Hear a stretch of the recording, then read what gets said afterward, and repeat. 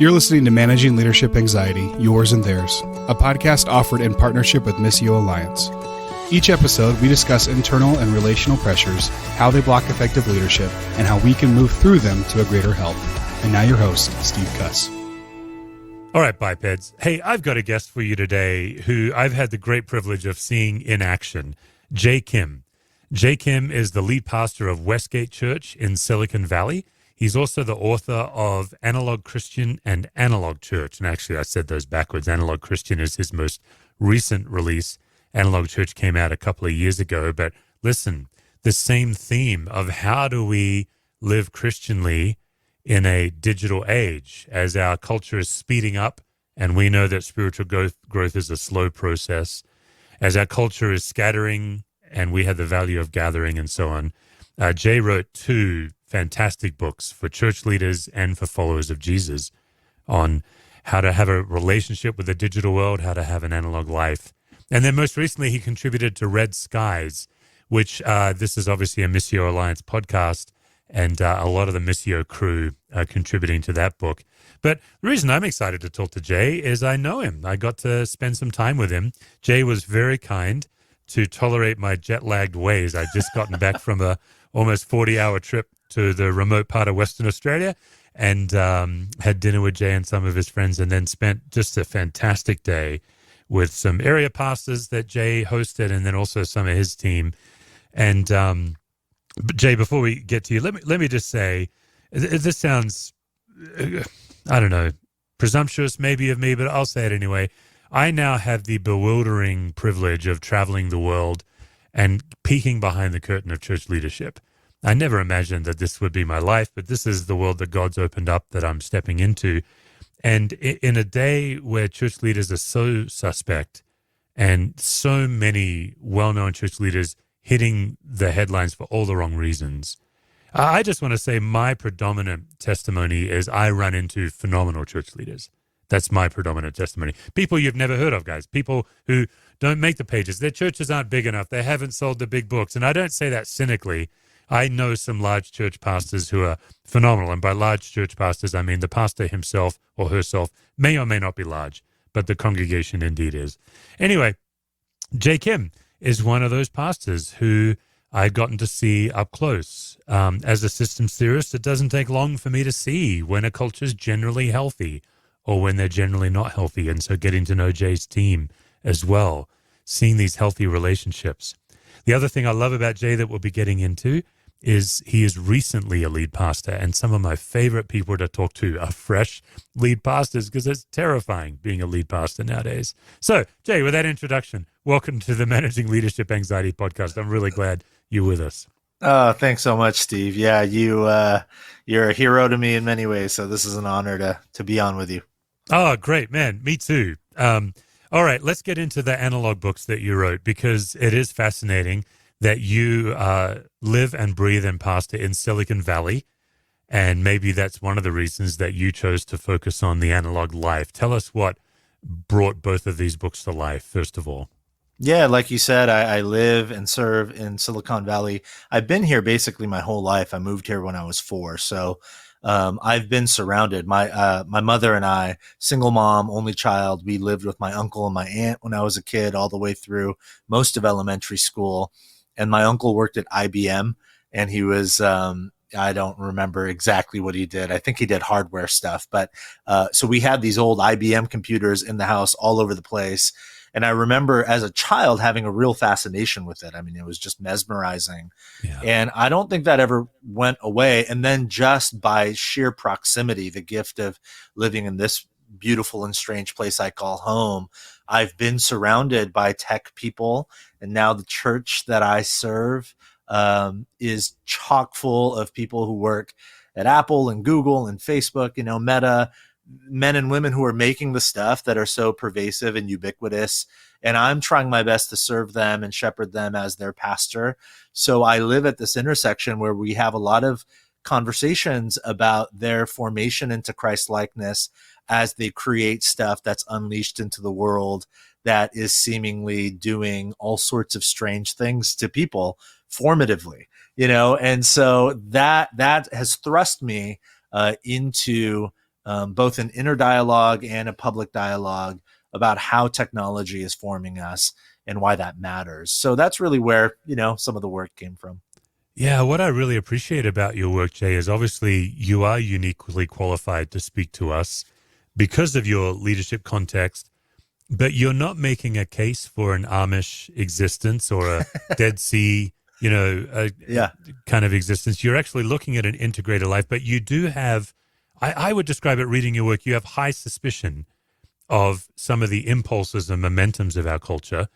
I wonder if you'd just give us one or two of these momentums that you see pulling us along, and then what's the contrasting gospel call? Yeah.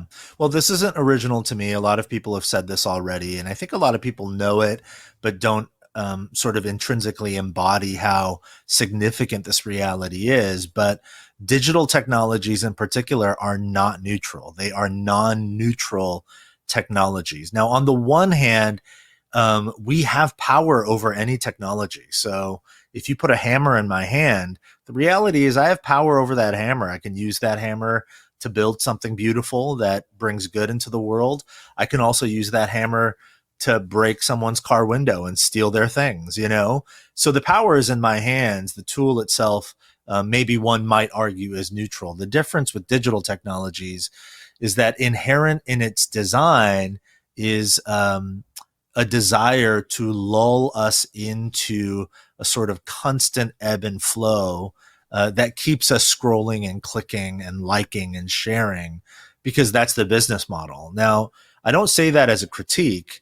I say that simply to raise awareness. It's non-neutral. It desires your attention and your affection. And if we're not careful, attention and affection leads to allegiance, essentially in ways that we don't recognize. And I think some of the data is bearing that out, that whether we use this word or not, many of us, if not maybe most of us, have pledged our allegiance to these digital technologies that are so addictive, And so for me, I am not arguing for becoming a Luddite and living on a farm and churning your own butter. Although, if that's what you want to do, sounds like a beautiful life. But that's not the argument. I just wish to speak to the butter churners who are listening. We are well with you if you want to churn butter, but I get your point. You're not unplugging the phone, yeah. No, not at all. But I think it's about living with deep awareness of the intrinsic sort of non-neutral desires that are built into these technologies, so that we're able to then make sure that the technology doesn't own us, but we own it and are able to leverage it for our own good and for the good of the world and for God's glory, essentially. But that sort of work takes a lot of intention and practice. James K. A. Smith talks about how human beings are liturgical animals. And he says we live leaning forward. We are all moving in a particular direction. We have no choice in that matter. The only choice we have is which direction. And if we do not choose, then at least in the digital age, in so many ways, technologies and social media in particular, they will choose for us. So I think that's probably the key thing to remember. One of the momentums you critique is, I guess I would call it either pace or efficiency, in contrast to the highly inefficient process of discipleship. I'd love to hear your thoughts on that. Yeah. I love Paul's words in Galatians 5, where he talks about the fruit of the Spirit, as the Spirit does his work in us, and it bears these characteristics, these godly, Christ-like characteristics of love, joy, peace, patience, kindness, goodness, gentleness, faithfulness, self-control. And we sort of get really deep into these characteristics, as we should, but we often forget it's fruit of the Spirit, and you can't microwave an orange, but everything in the digital age especially demands microwavability, and I think that's a word I just made up, but I think everyone can relate. We want to be able to push a couple of buttons and get results. Here in Silicon Valley, where I live and serve, it's a very high sort of VC culture, venture capitalism, and there are caricatures here about startup founders and the way they pitch their companies. And it's a caricature that's sort of accurate, but every sort of startup pitch to a VC is couched in spiritual language. It's almost always about how this particular product or technology is going to, one of the cliche words is disrupt the industry. It's going to change the world. It's going to change how people fill in the blank forever. That's the sort of language that's so pervasive, not just here, but I think in culture at large. And if you read between the lines of that, essentially what you are pitching is that you have found a 2 to 3 step process that will upend everything. And that's quite attractive. It's very flashy. It's spectacle. It's like, oh my gosh, this is the next big unicorn. We're going to get to $1 billion valuation in 6 months. That's the sort of language we use. And if we're not careful, I think for followers of Jesus, that sort of mentality can seep into our spiritual lives where we are looking for the unicorn. The sort of 3-step, 6-month, I'm going to get to $1 billion spirituality. And man, I'm all in. This is, one of the reasons why how-to books are the best-selling books in any, bookstore or on Amazon. It's like we're all looking for those steps. But to me, it's striking that, the scriptures seem abundantly clear. The life of formation into Christ likeness is literally going to take a life. It's going to take the entirety of your life, and it's about slow and steady. It's not about speed. It's not about efficiency. It's actually grossly inefficient, ineffective.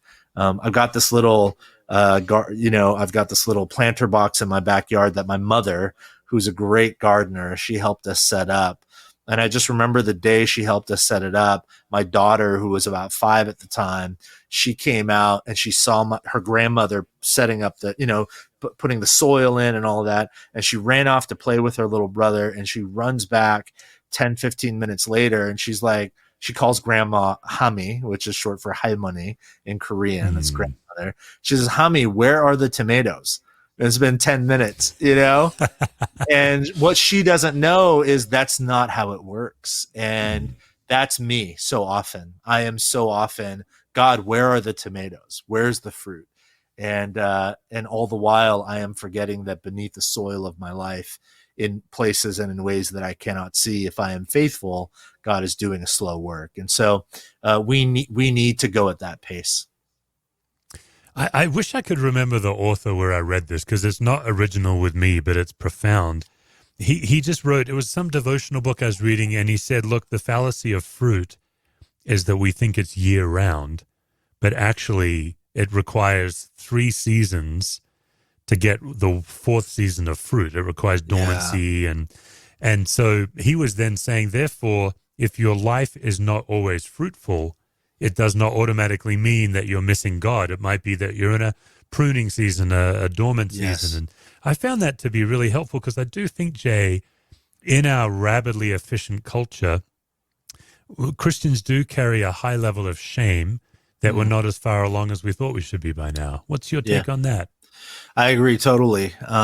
Parker Palmer, in his book, A Hidden Wholeness, he has a whole section where he talks about seasons. And we all want to get to spring where we can see, the color come back to the trees, and then summer where we bask in the warmth of, God's goodness in our lives and we can feel it on our skin. But he also talks about fall, where things get dormant and the leaves begin to fall off the trees. And then he talks about winter that feels like death. And he talks about how it's cyclical, just like you're saying. It's just this constant ebb and flow throughout life. And what I have found in my own life, Steve, much of it, credit to people like you who've helped me put language to some of the stuff that I've felt, and naming some of these things that really are lies, that tell me, well, you're failing. How come you're not the spiritual giant that he is or she is? How come you've been a follower of Jesus for 20 something years, and yet here you are, you're still struggling with X, Y, and Z? How dare you presume to be a pastor of people? All of those sorts of lies that get whispered almost constantly. What I have found to be so helpful is that sort of visual of seasons. and that it's so interesting living here in California. We don't really have seasons. Right. And so when I go out to places like Colorado, or I'm going to Chicago in February where there will be snow, and going to Those take people don't like you. If they're inviting you in February, they don't have any respect for you at all. That's right. Yeah. That's right. I should call them and say, Yeah. what's up with that? But yeah, it's interesting when I go to other parts of the country and I see seasons, there's something in me that says, oh man, it's easy for me to say because I live in the warmth of California all year round, but there is a part of me that's like, I kind of wish we had seasons, and, so I share that to say there is a beauty in the rhythm of life. We just need to begin to see it, I think, for what it is, that none of the seasons stay forever. That means winter won't be here forever, which is quite hopeful, but also means summer will not be here forever either, which on one hand maybe sounds sort of depressing, but on the other hand, it actually is, it's quite life-giving. The darkness of winter juxtaposed against the brightness of summer, in many ways, it just is a reminder, man, you are alive and life is a gift, and this is how life works. And Jesus himself lived through seasons. He had the highest of highs of entering the city with the jubilation and applause of the people. And then shortly after that, he had the lowest of lows, the winter of Gethsemane, where he's like, take this cup from me, and then resurrection, So I think that reminder has been really helpful for me to know that God is in it with me through every season. And that's the only steadiness I need. We're going to move on to talk about leadership transition, because that's something that you're still in many ways still in. But before we do, Jay, just a reminder to my listeners, Jay's 2 books on this topic, Analog Church and Analog Christian. Just a quick word. Analog Church, I think every pastor I'm talking to is trying to figure out post-COVID church expression. It's complicated. So much has changed. We're all trying to figure it out. It feels to me like we're all in a bit of a hangover, trying to get clarity on something that's foggy. But Jay's done a lot of the thinking for us, as we figure out online, in person, all of that kind of stuff. Is it okay that people are watching a sermon online versus participating in the liturgy and life of the church? That's really Analog Church, really written for church leaders and church people who are hungry to find what's true and real. But then Analog Christian, Jay gets into topics like contentment. How do you cultivate wisdom, for example, in a rapid-fire culture? Jay himself is a dad, and every parent I know is asking these questions as well. How do we help our kids navigate their technology? So just wanted to let you guys know that there'll be links in the show notes for you to explore Jay's books. But Jay, talk to us about, you are not a veteran lead pastor. How long have you been in the lead chair? Yeah, it's been a whole 9 months now. So yeah. So let's start with this. I've had also the privilege of not just spending time with you, but also your predecessor, Steve. Fantastic guy. So here we have healthy church leadership handing over to healthy church leadership. It's very hard to do, even when things are healthy. I think it's very difficult. But what were 1 or 2 real surprises for you as you went from any kind of associate role into the lead chair? What surprises inside you showed up that maybe you weren't counting on? Yeah, two key things come to mind. The first, and people told me about both of them beforehand, so they weren't surprises in that I didn't expect them. They were surprises in how significant they felt. So 2 things. One, just the buzzing weight of responsibility that is very difficult to turn off. That was and has been and continues to be surprising. Not as surprising now, 9 months in, because I've sort of adjusted to the weight. And I think slowly I'm learning how to take that backpack off when I need to, through really practical ways, actually, just more practical than I expected. Yeah, let's have one while you're on it. What would be 1 or 2 practical things you do to help get relief? Hiking. Okay. I mean, it sounds so simple, but I was just down in Joshua Tree with my wife and kids this weekend, and we just hiked Joshua Tree. And if you've never been to Joshua Tree, it's essentially a desert, but beautiful. And one of the things I love about hiking, especially in big, wide open spaces and in the mountains or whatever it might be, is that I feel small there. I feel simultaneously small, but so seen and significant because I'm not working, I'm not creating anything, I'm just breathing, and I'm enjoying the gift of either friends I'm hiking with or my family. We take our kids on short hikes almost every Saturday, and I feel very human, and I feel very much with God. And it feels like in those moments, that backpack of leadership, I'm able to take it off. And because I feel small in these environments, and maybe this is just my personality, I often think when I hike, especially when I was at Joshua Tree, I just thought, this desert and these rocks have been here who knows how many years. And if I'm lucky, I'll be here on this side of eternity, maybe another 40 years, I mean, and yet God has been faithful. He was faithful long before this desert existed, and he will continue to be faithful long after this desert is gone. Certainly my life has ended. And there's such a comfort in knowing that, in my own smallness, the problems get small with me. And so that's one thing, but that was surprising. Just this constant sense of, oh man, there is a gift of leadership here I have to steward, and the weight of that has been surprising. And I think some of that is just self-work I need to continue to do. I think there's some unhealthy attachments of responsibility, sort of misguided sense of responsibility that somehow I am responsible for the success of whatever, and I think I still need to work through some of that stuff. The other thing that's been surprising is I have an interesting story here. I was on staff here for several years, and then I left, and then I came back to take the lead role to begin a succession plan. And I underestimated how much the dynamics of my relationship with friends who were once peers would change when the org chart changed. And I don't mean that in a bad way. It's not like the relationships are bad. I just mean the dynamics have changed. And I think I'm still, 9 months is still very early. I'm still early on in navigating and figuring out how to do that well, to hold the relationship for what it is on a human level, on a covenantal level, and at the same time be able to name and recognize and operate in a healthy way, understanding that organizationally we have a different type of relationship. So those two things have been surprising. Yeah. Two questions. First one's a whimsical question, then a serious question. The whimsical question, when you go to Joshua Tree, is it mandated to play U2? Is it optional? What's your thought there?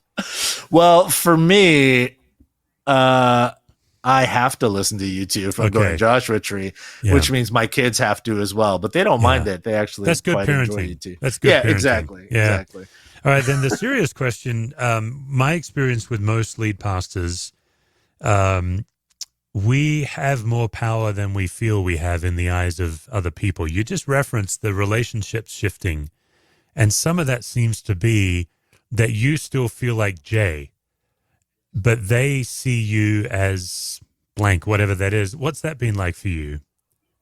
Yeah, strange. I think that I've been aware of really helpful tools in terms of self-work and for several years. So I thought I had done a lot of that work. I think I was not ready for how much differentiation work would be necessary when my role changed.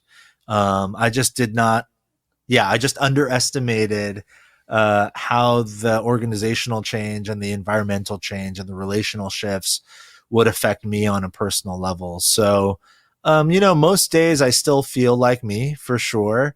And one of the great gifts in this season is that, and I know it's a gift because so many other lead pastor friends I talk to feel quite alone and isolated.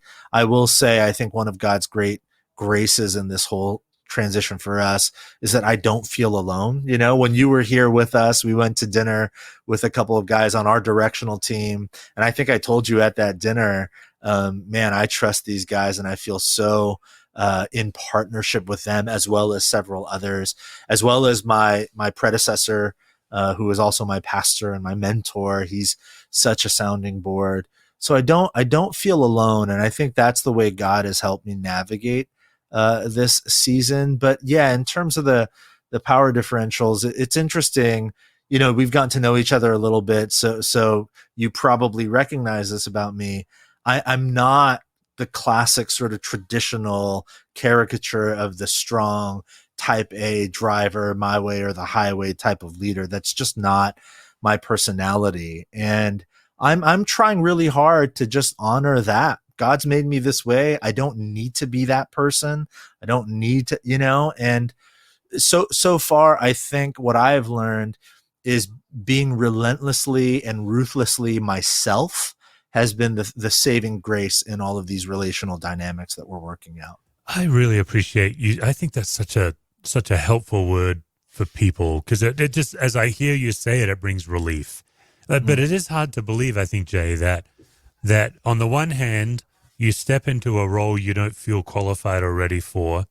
And I'm not just talking lead pastors. I think many of us have this experience. We feel over our heads. On the one hand, there's a lot of growth. On the other hand, God knew what God was getting into when he put you in this position. And so just to try to be more yourself rather than a whole different person is the path forward. But it does feel counterintuitive, and I'm not sure why. Yeah. I think there's blueprints, you know, there's a whole industry. I'm not necessarily critiquing the industry, but there is an entire industry that I think is probably at least 25, 30 years old, where the church and the business world sort of got in cahoots together, and this whole industry of church leadership emerged. And I'm not critiquing it because I've actually quite benefited from it. It's been immensely helpful.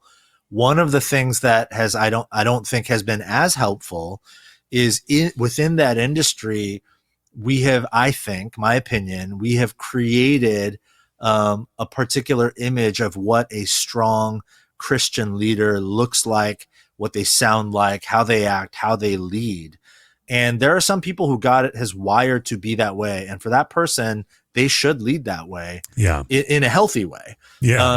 But I think it has unintentionally ostracized tons of gifted leaders who just don't embody that. You know, they have a different way of leading. It makes me think of like Henry Nouwen's book, In the Name of Jesus, which I picked up years ago because it said it was a leadership book. And then I read the book, and I remember the first time I read it, it's a thin little book. I remember thinking, this is a great book, but it was a lie. This is not a leadership book. And then I read it again a second time, and what I realized was, oh, it's not a leadership book in the Christian leadership industry complex, but this really is a leadership book, and it's a leadership book for people like me, you know, is what I felt. So I think that's some of what's going on. I don't know that for sure, but that's kind of my sense. And again, you know, your work has been so helpful, I think, for leaders like me to be able to name things and to say, oh, like, I don't have to be someone else to say yes to God's calling, you know, on my life, and to be faithful to that. Yeah, a dear friend of mine named Jeff Surratt, probably a lot of our listeners know Jeff. He lives just down the road. He's a huge force of encouragement in my life, Jeff and his wife, Sherry. In fact, while I'm doing shout-outs, they are the reason I got published. They really opened a door for me. But he's playing with starting a serious thing called the Good Enough Pastors Club. And it is kind of getting to what you're talking about, because there's not enough of those classic stereotypical humans to fill our churches. And so then the rest of us are misfits, but we're actually the majority. The misfits in this case are the majority population, which, to your point, does not dismiss that type of leader. It's just, making room for every tribe and tongue and nation, right, to be able to open the word and share it with people and shepherd. It's a real challenge. How's your pressure on preaching, Jay? How are you doing? That was another challenge I faced when I stepped into the lead role. in my case, this may not be the same with you. I was the primary teacher. That's all we could afford. We're a church of 140. We could afford one person. And so I was doing 45, 48 weeks a year in those early days. And I was so terrified I'd just run out of things to say. How are you doing 9 months in with your preaching load? Yeah, we there's a great privilege that a benefit I enjoy here. We have a fairly decent bench of teachers. It's not really a bench; it's a rotation. So I teach about 30 times a year, and that's just the perfect sweet spot for me. 27 to 30 times a year. I need more time to prep. It's sort of the way I'm wired. I can't go every week. I can go several weeks, back to back to back, but I need a couple weeks beforehand. So, but we've got some great teachers here. We're a multi-congregational church, but we have live preaching at all of our congregations. So we intentionally try not to build around one voice, but a plurality of voices. So I benefit from that. As far as I love that, the Good Enough Pastor Club. I just love that title. I struggle with that in so many ways, particularly in leadership ways, maybe because I'm new to it, but maybe because I've been preaching regularly for, 20 years or something in some form or fashion. I feel fairly comfortable. I still struggle with oh gosh, that sermon was a dud, but for the most part, I feel fairly comfortable at this point. Our mutual friend, John Ortberg, tells this story about Dallas Willard preaching at his church years ago. And John says that the sermon was not good. I mean, it was just blatantly not a good sermon. And he tells the story about how he, John, and Dallas are walking in the parking lot to go to lunch afterwards. And Dallas is smiling and he's humming this old hymn. And John looks over at Dallas, and they were good friends. And he says, Dallas, how are you so happy and chippy? Like, that sermon was bad. How are you so upbeat?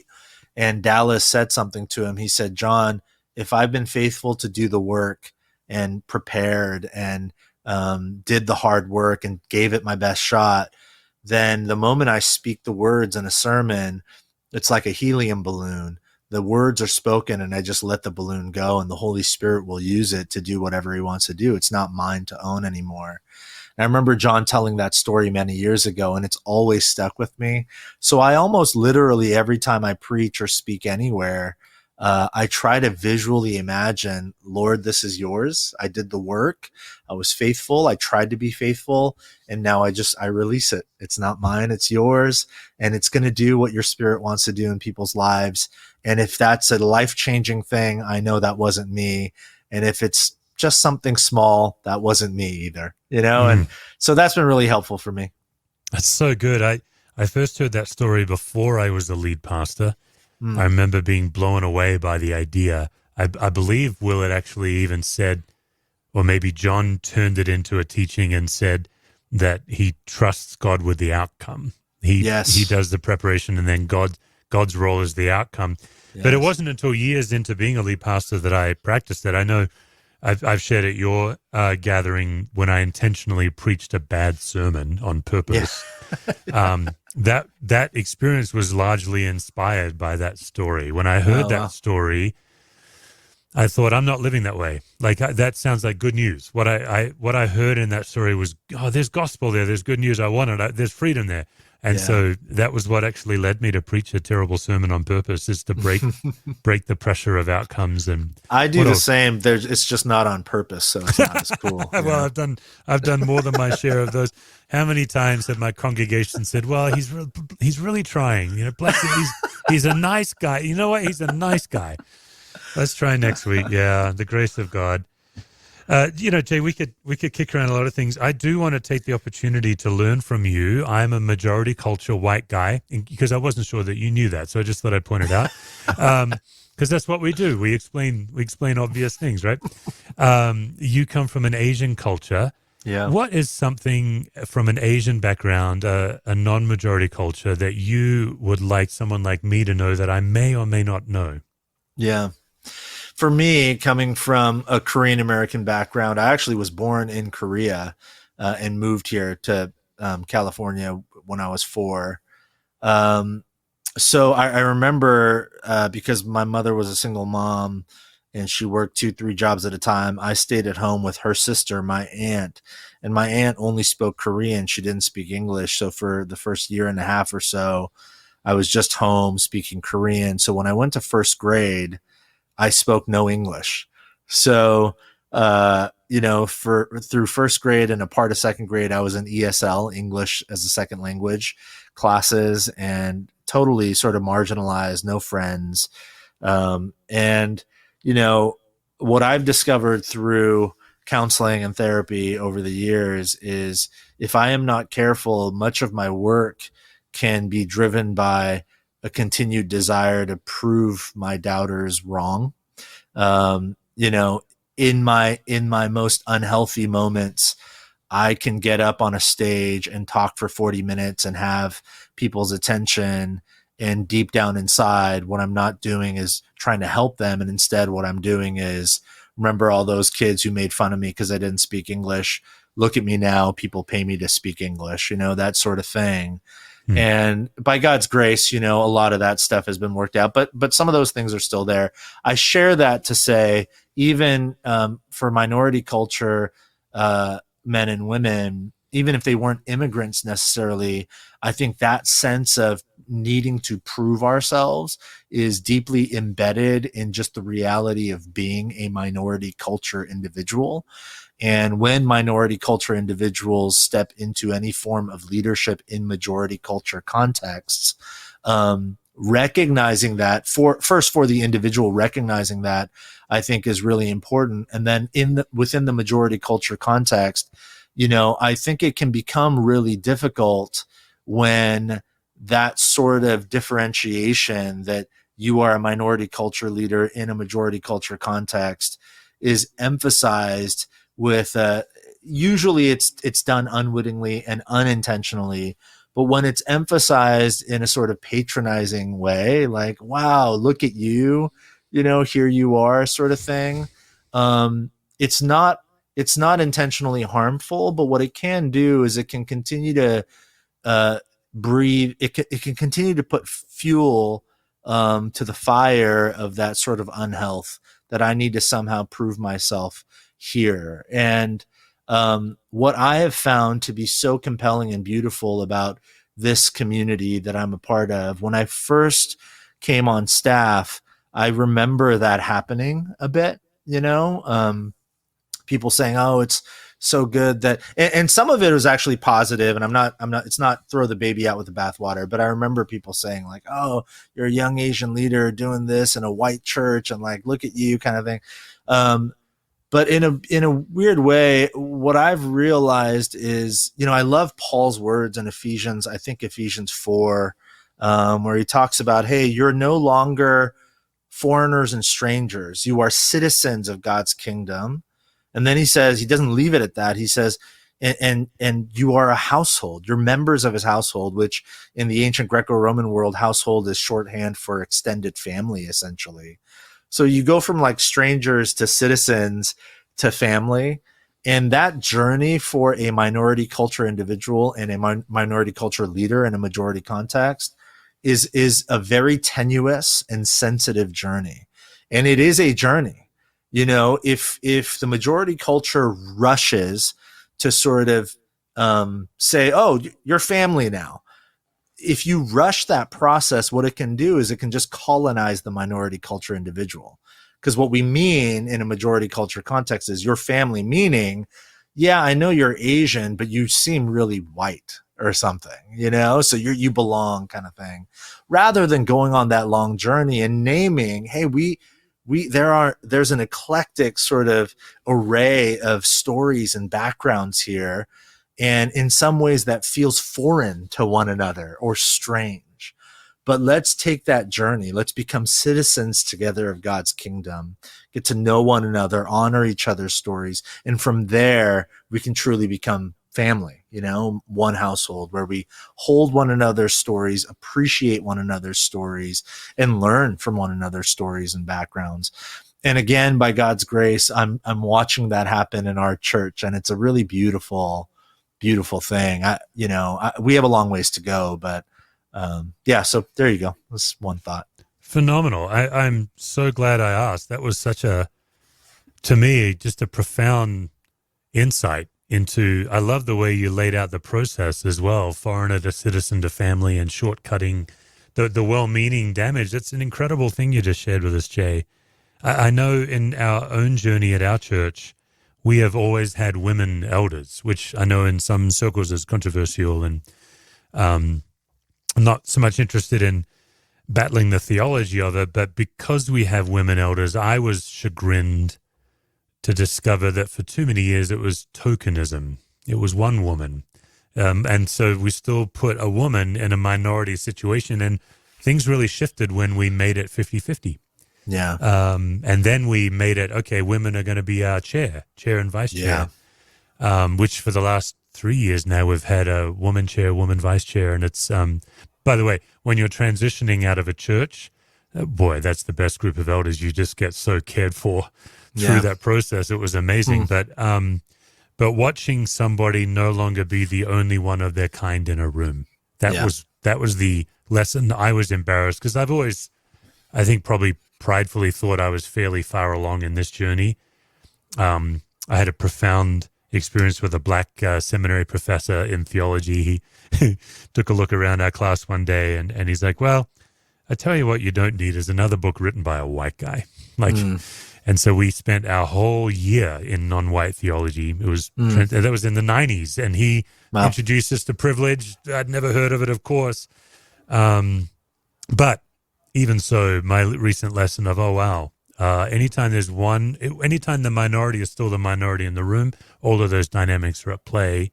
Yeah. Let me just pick your brain, Jay, on deference. That seems to be another challenge, particularly in Asian culture. Would you say that's true? Yeah. Talk to us about deference, what it is, and the problem with it. Yeah. It's interesting. In Korean in particular, there's something called, I'm so bad at Korean, but there's something called 존댓말, which is a different way of speaking to an elder. So it would be just ridiculous for me to go to even a stranger who's a Korean man or woman, and if I spoke to them in a particular sort of parlance that wasn't 존댓말, it would be so utterly rude and unacceptable culturally. So even inherently in the language, there's a sort of built-in deference based on a variety of things, age and a number of other things as well. And I think in Eastern cultures in general, so my wife is Chinese American. In Eastern cultures in general, there is a sense of honoring the elder, and not necessarily intentionally shaming the younger, but sort of putting them in their place and making sure they earn their stripes simply by number of years and all those sorts of things. So it's been quite interesting for me on a personal level.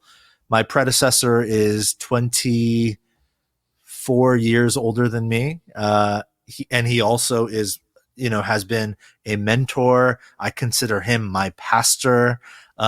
That dynamic for the last 9-10 months especially has been really beautiful, but really strange, very unique. And I realize a lot of it is it's just inherently built into, I think, like my DNA, my body and bones, because of my culture and the way I grew up. And I do think that there is a sort of beauty in that. All of the sort of books I read about leadership transition and succession in churches, all of the advice and wise counsel we received from people, one of the things they told us was the incoming lead pastor has to honor the outgoing lead pastor and their spouse. And I remember people in meetings telling me that with such seriousness in their eyes, like, Jay, you've got to get this. I don't think you understand. And I remember thinking back, like, no, I mean, we can stop talking about it. That was my plan. It's not hard for me to do. One, it's easy for me to do because I genuinely love and admire my predecessor. But even if I didn't, it wouldn't be hard for me to do. We're like, I get it. but I think it's because there wasn't an understanding that in my culture, that's just so inherent. Now, that's a good thing in a transition season like this. Where it can get bad is, and I wrestle with this sometimes, I will still, often make a decision or say something in all staff meetings. And I have actually, this is confession time, I've actually found myself going to my predecessor and asking the question, hey, was that okay? Was that, and there's a healthy way to do that. If it really is just sounding board, like, hey, any thoughts on maybe ways to improve? Just, your opinion would be helpful to me. But I found myself also sort of deferring in ways that maybe I need to continue working through in order to just fully be myself, like we talked about earlier, and know that I don't need his approval or anyone else's approval to affirm that God has called me to do what he's called me to do. And I think there is a difference. I think wise counsel is always prudent. It's always wise. And being open to sage advice is always a good thing. But it can get unhealthy if I defer too much and it becomes a sort of approval mechanism. I've got all sorts of other issues as well. I mean, I grew up without a father. And so sometimes I can see my predecessor as a father figure in my life. And that can get very strange. And I need to work through some of that stuff as well. But yeah, I appreciate that you asked that question. I wish I had something better to say. I think it's something I'm still sort of working through. And yeah, being aware of it.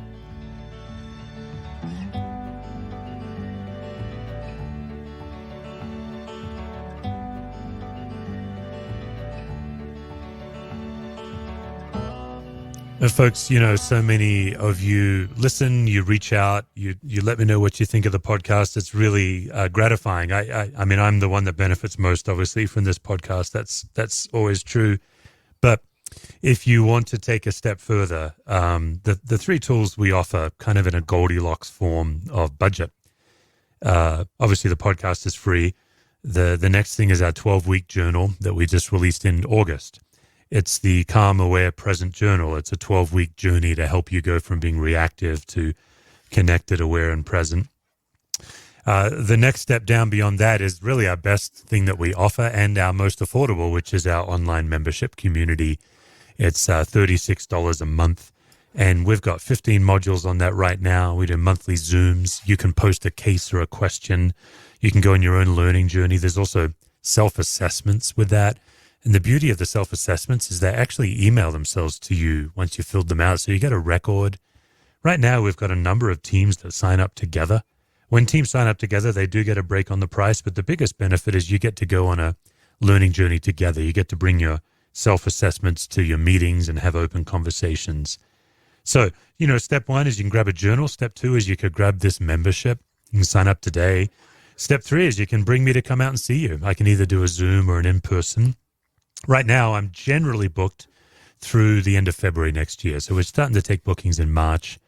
But if you want me to come out and spend a day, or if you want to do a Zoom, all of that you can get at capablelife.me. So we'll put that link in the show notes.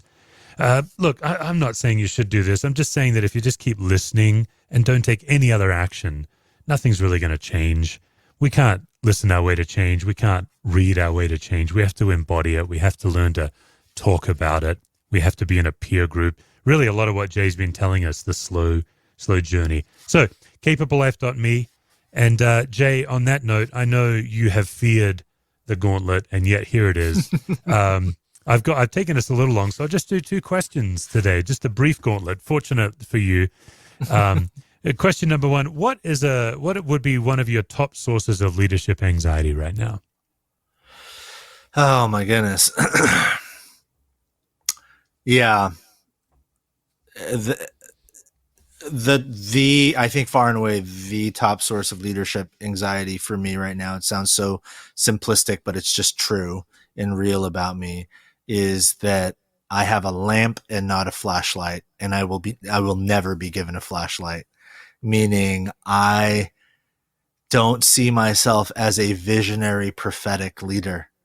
I don't see myself as one, I read people and listen to them on podcasts. I, read a book by Mark Sayers and that sort of imposter syndrome, begins to seep in. I'm like, well, I can't see the future the way Mark can, even though inherently, like intellectually, I know, well, he doesn't really see the future either. He's just a smart guy reading the tea leaves and doing his best. But I start believing those lies. And I think that's the thing that causes me the most anxiety is I sense a calling to steward and shepherd a congregation and a staff that is looking to me, I think, in some ways to lead us. And I'm holding this little lamp and I can see 2 steps in front of me. So getting comfortable with leading that way has been difficult. And it causes me a lot of anxiety that I need to work through. All right. Final simple question. John says, perfect love casts out fear. So when in your life recently have you felt most fully and completely loved? Well, we talked about it already. It's a snapshot into the moments I feel most loved. But this past weekend, chasing my son as he's jumping rocks at Joshua Tree, fearing for his life because he doesn't know that on the other side of that rock is imminent death. I just felt so deeply the love of God as I considered the gift of my wife and these 2 little lives that we've been given. I felt so loved by my wife and by my children. And again, I've said this already, but it's in the smallness that I feel so loved. It's just in recognizing how small I am and the tiny little speck, the small little blip that is my life in the long overarching history of God's story, God's unfolding story, and yet to know that God sees me, right there in that moment, that he is delighting right alongside me, that the warmth of that Joshua Tree sun is like the warmth of God's love over me and my family.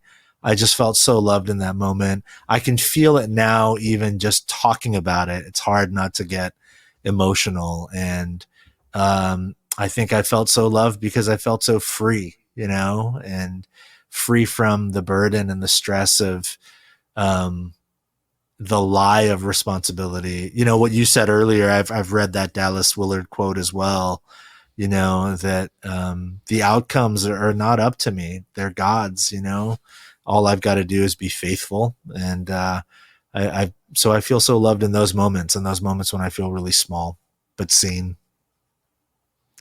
Jay Kim, thank you so much for joining me. I've been looking forward to hosting you on the show, and you've given us so much to chew on here. So thanks for indulging as I took us on all these different paths. I really appreciate you joining me. Oh, thank you so much, Steve. Really appreciate you, and so much love for you.